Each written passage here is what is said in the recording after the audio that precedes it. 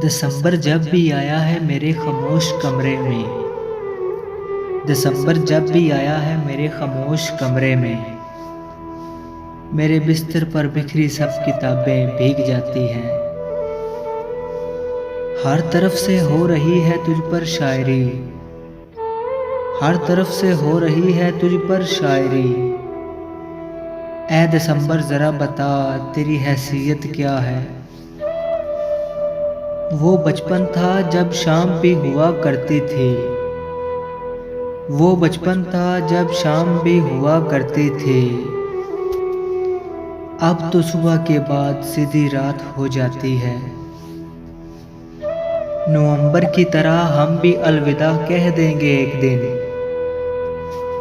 नवंबर की तरह हम भी अलविदा कह देंगे एक दिन। फिर ढूंढते फिरोगे दिसंबर की ठंडी रातों में।